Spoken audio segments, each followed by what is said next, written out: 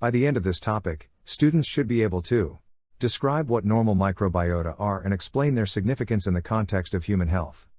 Distinguish between beneficial microbes that make up the normal microbiota and harmful pathogens that can cause diseases. Explain the concept of microbiota diversity and its importance in maintaining a healthy microbial balance in different parts of the human body. Identify and describe the various locations in the human body where normal microbiota reside, such as the skin, oral cavity, gastrointestinal tract, and genitourinary tract. Discuss the mutualistic relationship between the human host and the normal microbiota, highlighting how they can influence each other's well-being. Explain how the presence of normal microbiota contributes to the development and maintenance of a functional immune system. Define microbiota dysbiosis and explain how disruptions in the balance of the normal microbiota can lead to various health issues. Discuss the clinical relevance of understanding normal microbiota, such as its implications for preventive medicine, probiotics, and disease treatment.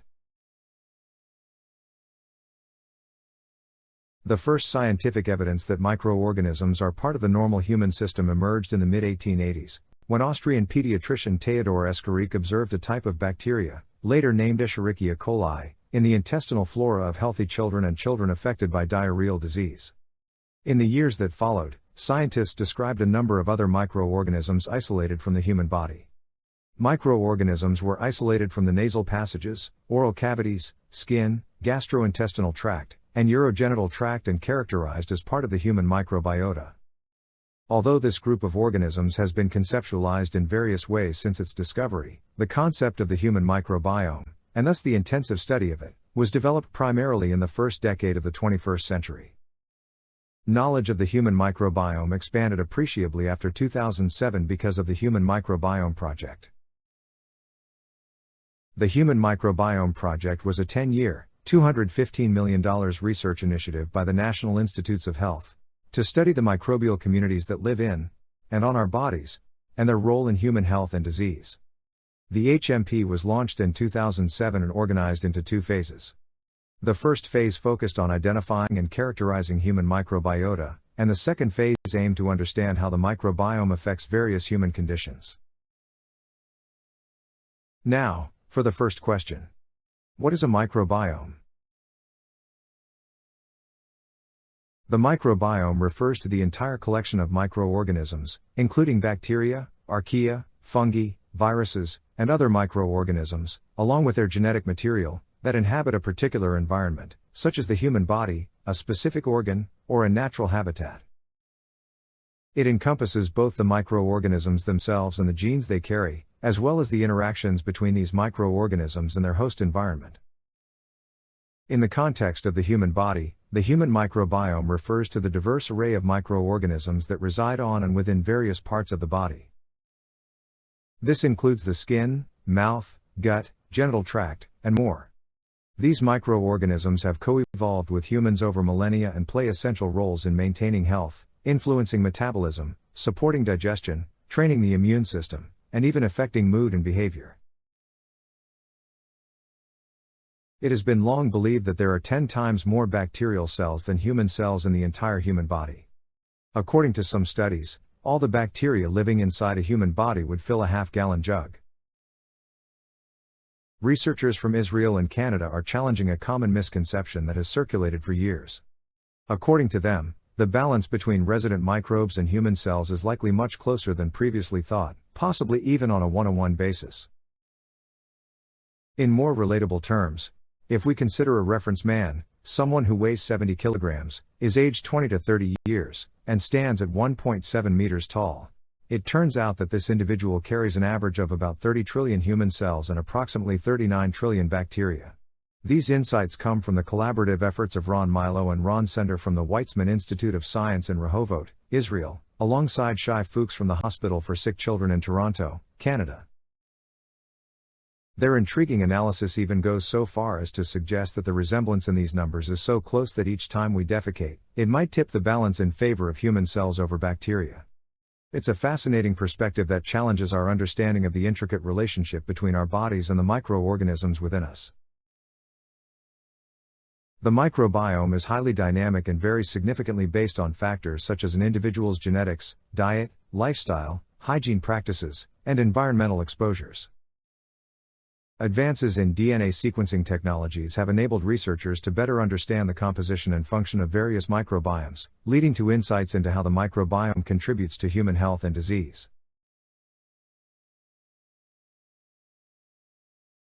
The concepts of core microbiome and secondary microbiome are often used to describe different subsets of microorganisms within a larger microbial community, such as the human microbiome.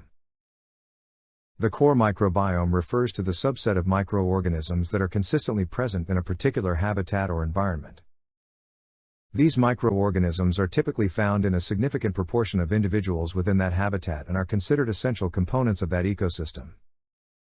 In the context of the human body, the core microbiome refers to the microorganisms that are present in a large majority of individuals and represents the majority of the total population, thus, play fundamental roles in various physiological functions. For example, in the human gut microbiome, certain bacterial species like Bacteroides, Firmicutes, and others are commonly considered part of the core microbiome. These microorganisms are present in the gastrointestinal tract of most healthy individuals and contribute to functions such as digestion, nutrient absorption, and immune modulation. The secondary microbiome, also known as the variable microbiome or accessory microbiome, consists of microorganisms that are present in a smaller fraction of individuals or under specific conditions. Unlike the core microbiome, the composition of the secondary microbiome can vary widely between individuals, influenced by factors such as genetics, diet, lifestyle, and environmental exposures. Continuing with the example of the gut microbiome, the secondary microbiome might include microbial species that are present in some individuals but not others, or species that fluctuate in response to changes in diet or other factors. These microorganisms may have roles that are more specialized or context-dependent. It's important to note that the distinction between core and secondary microbiomes can sometimes be context-specific and subject to ongoing research. The composition of the microbiome can be influenced by many complex factors, and as our understanding of these factors grows, our categorization of core and secondary microbiomes may evolve accordingly. Microflora and microbiota are terms that refer to the microscopic organisms that inhabit a particular environment or organism. However, microflora is a misnomer, as it implies that the organisms are plants, which is not true. Microbiota is a more accurate term, as it includes bacteria, archaea, fungi, and protists. Microbiota can be commensal, symbiotic, or pathogenic, depending on their relationship with the host. The term normal microbiota denotes the population of microorganisms that inhabit the skin and mucous membranes of healthy normal persons. The skin and mucous membranes always harbor a variety of microorganisms that can be arranged into two groups: the resident flora and the transient flora. Also known as indigenous microbiota. It refers to the microorganisms that establish a relatively stable and long-term presence, on or within a specific host organism. These microorganisms live in harmony with the host and are adapted to the host's particular environment. Resident microbiota are a natural part of the host's ecosystem and play important roles in maintaining health and contributing to various physiological functions. Transient microbiota refers to the temporary microorganisms that are present on or within a host organism for a limited period of time. Unlike resident microbiota, which establish a stable and long-term presence, transient microbiota are only temporarily associated with the host and do not become established members of the host's microbial community. Transient microbiota do not produce disease as long as the resident microbiota remains intact. If the resident microbiota gets disturbed due to any reasons, transient microbiota may colonize and produce disease. Now that we understand what normal human flora is, let's delve into the profound importance it holds in maintaining our health and well-being. These microorganisms have coevolved with us over millions of years, resulting in a remarkable symbiotic relationship that affects various aspects of our physiology. Digestive harmony. Our normal human flora acts as a partner in digestion. Certain bacterial species residing in our gut aid in breaking down complex carbohydrates, proteins, and other components of our diet. They help extract nutrients and energy from our food, contributing to efficient digestion and nutrient absorption. Vital nutrient synthesis. Did you know that some of our normal flora are skilled nutrient producers? They synthesize essential nutrients, such as vitamins B and vitamin K, which are crucial for our overall health. This collaboration ensures that we have a steady supply of these vital nutrients. Immune regulators. Another remarkable role of our normal flora is in training our immune system. The presence of these microorganisms helps educate our immune cells, teaching them to differentiate between harmful pathogens and harmless microorganisms that are part of our everyday environment. This helps prevent unnecessary immune responses and allergic reactions. Protective shield. Imagine our normal flora as a protective shield. By occupying niches on our skin and mucous membranes, they prevent harmful microorganisms from establishing a foothold. This competitive exclusion helps maintain a balanced ecosystem and reduces the risk of infections. What happens if there is disruption in the microbiome? The disruption to the microbiome is called dysbiosis. This may cause an imbalance in the microbiota, changes in their functional composition and metabolic activities, or a shift in their local distribution. Now, let's explore where these microorganisms call home within our bodies. Our skin, the largest organ of our body, is a bustling hub for microorganisms. From bacteria to fungi, a diverse array of microorganisms call our skin home. This complex community forms what we refer to as the skin microbiota. The predominant organism in this particular microbiome is Staphylococcus epidermidis, which is a non-pathogen on the skin but can cause disease when it reaches certain sites, such as artificial heart valves and prosthetic joints. It is found on the skin much more frequently than its pathogenic relative Staphylococcus aureus. There are about 103 to 104 organisms per square centimeter of skin. Most of them are located superficially in the stratum corneum, but some are found in the hair follicles, and act as a reservoir to replenish the superficial microbiota after hand washing. Anaerobic organisms, such as Propionibacterium and Peptococcus, are situated in the deeper follicles. In the dermis, where oxygen tension is low. Propionibacterium acnes is a common skin anaerobe that is implicated in the pathogenesis of acne. The yeast Candida albicans is also a member of the normal flora of the skin. It can enter a person's bloodstream when needles pierce the skin. It is an important cause of systemic infections in patients with reduced cell-mediated immunity. A diverse range of microorganisms inhabit the nasal passages, throat, and mouth, while the lower bronchi and alveoli usually have minimal or no microbial presence. A multitude of streptococcal and staphylococcal species find a home in our nasal passages. Among them, the most notable is the pathogenic Staphylococcus aureus. Interestingly, sporadic occurrences of diseases linked to this microorganism, especially in newborn nurseries, can often be attributed to its presence in the nasal, skin, or perianal regions of healthcare workers. This underlines the significance of maintaining a careful balance in these microbial communities, particularly in environments where vulnerable individuals, such as newborns, are present. In the throat, you'll find a blend of viridans streptococci, various Neisseria species, and Staphylococcus epidermidis. Interestingly, these microorganisms that don't cause harm play a pivotal role. They take up residence at specific points on the pharyngeal mucosa and act as guardians, preventing the growth of harmful pathogens like Streptococcus pyogenes, Neisseria meningitidis, and Staphylococcus aureus.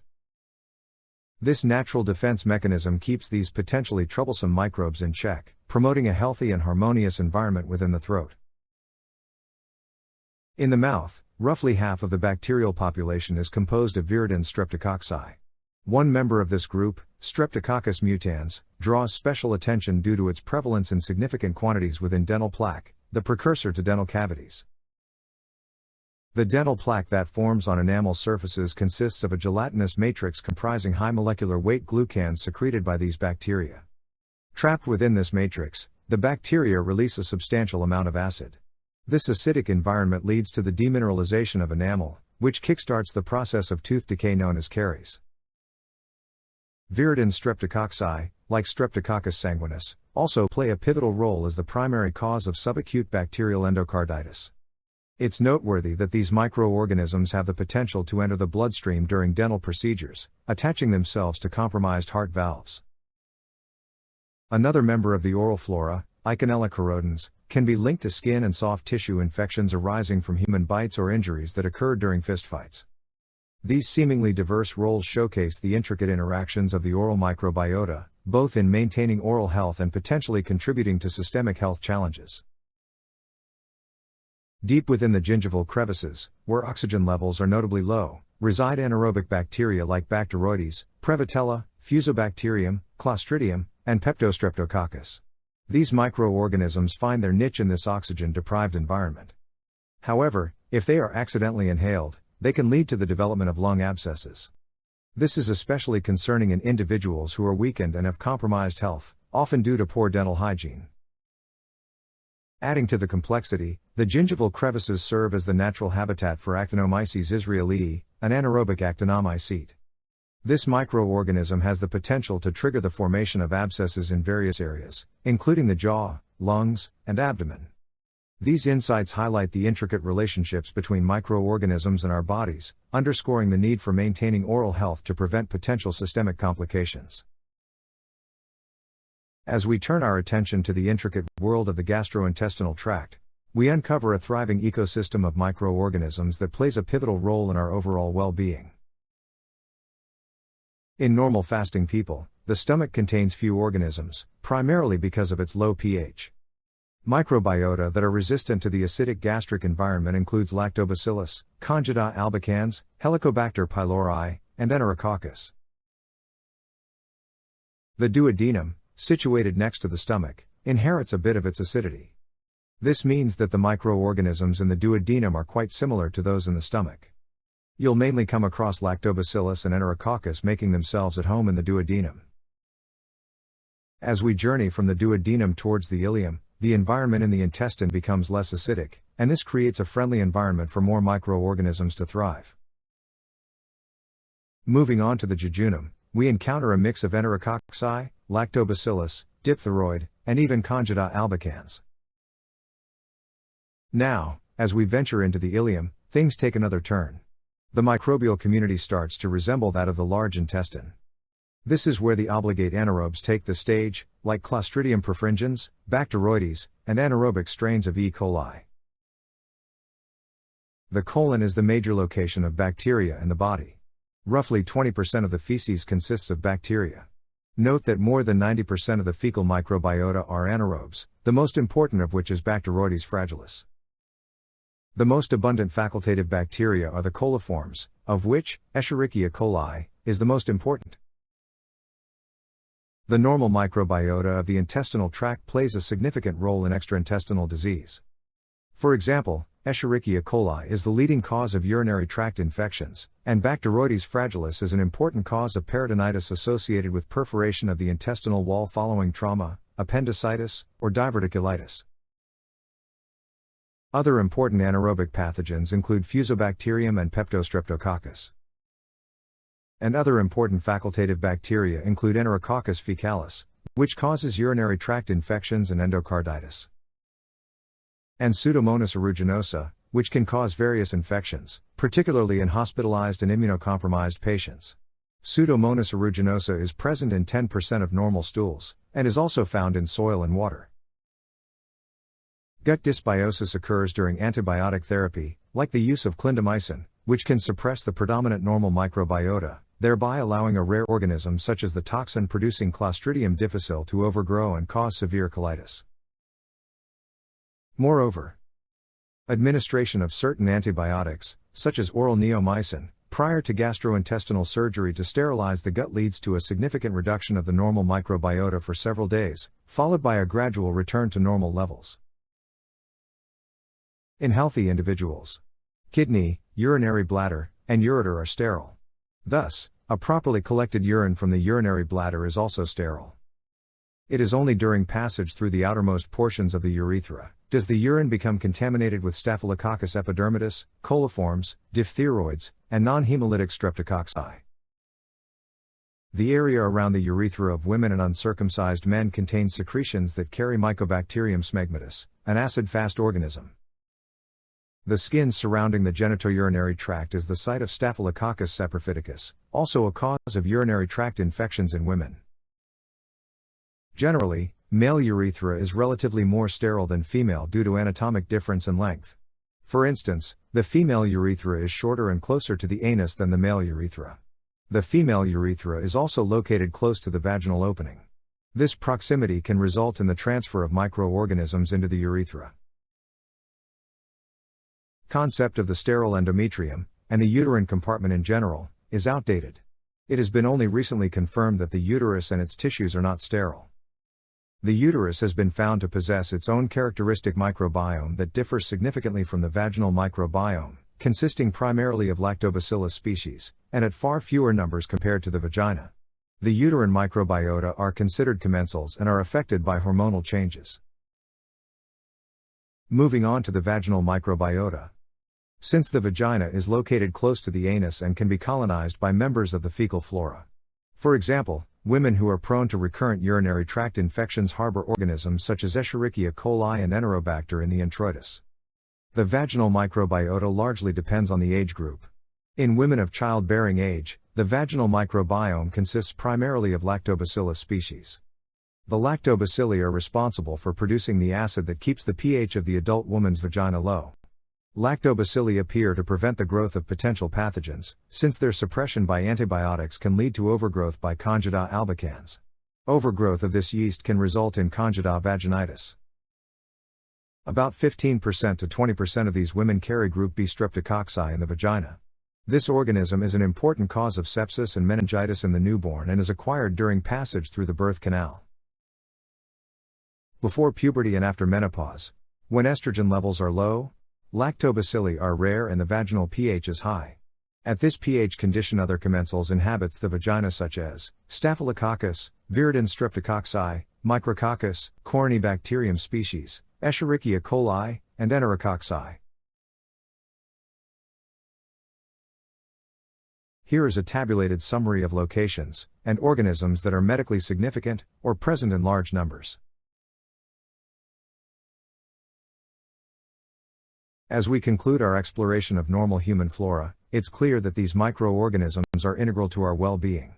From aiding digestion to influencing our immune system, they are silent partners in our daily lives. Thank you for joining me in this journey through the world within us. I hope this lecture has shed light on the fascinating intricacies of normal human flora. If you have any questions, feel free to ask in the comments section below. Stay curious and keep exploring.